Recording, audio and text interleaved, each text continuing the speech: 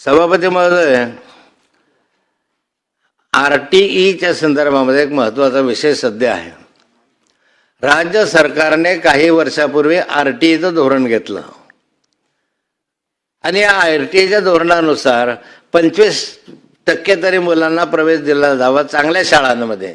हेतू फार सुंदर आहे, चांगला आहे आणि त्यामुळे चांगल्या शाळांमध्ये प्रवेश व्हायला लागले. गोरगरीब माणसाची मुलं हे त्या चांगल्या शाळांमध्ये प्रवेश घेऊन आरटीईमध्ये यायला लागले.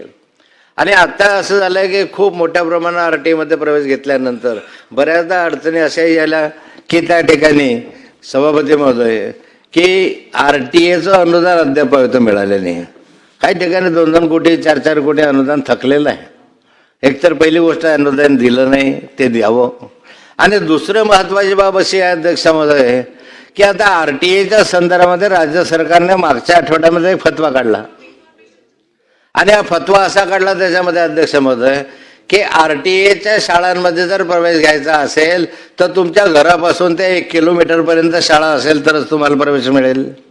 1 किलोमीटरच्या वर गेलं तर तुमच्या मुलांना प्रवेश मिळणार नाही. मग सभापती महोदय, प्रत्येकाला 1 किलोमीटरच्या परिघामध्ये शाळा असेलच असं नाही. आता आमच्याकडे पाहतो आम्ही तर 1 किलोमीटरमध्ये एकही शाळा बसत नाही. 1 किलोमीटर पूर्वी असं होतं की 3 किलोमीटरपर्यंत आणि आवश्यकता बसल्या 3 ते 8 किलोमीटरपर्यंत त्यांना प्रवेश द्यावा अशा स्वरूपाच्या सूचना होत्या. आत्ता 8 दिवसापूर्वी हा आदेश निघाला की त्याला 1 किलोमीटरपर्यंतच करता येईल. मग आता 1 किलोमीटरपर्यंत बहुतांशी 90% विद्यार्थी असे आहेत की ज्यांना 90% विद्यार्थ्यांना त्या ठिकाणी प्रवेश मिळणार नाही आहे. मग मुलं कोण असतात? आरटीईमध्ये प्रवेश घेणारे श्रीमंतांचे पोरं असतात का? आरटीईमध्ये प्रवेश घेणारा मागासवर्गीय आहे, आदिवासी आहे, गोरगरीब माणूस आहे. हो, अशा ठिकाणी राज्य सरकारने असा फतवा काढण्याची आवश्यकता नाही.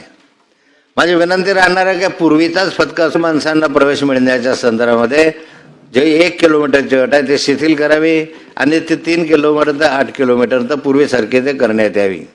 बाब क्रमांक 40च्या संदर्भात मी आपल्या बोलतोय. आणि जे थकीत अनुदान आहे शाळांचं ते तातडीनं देण्यात यावं.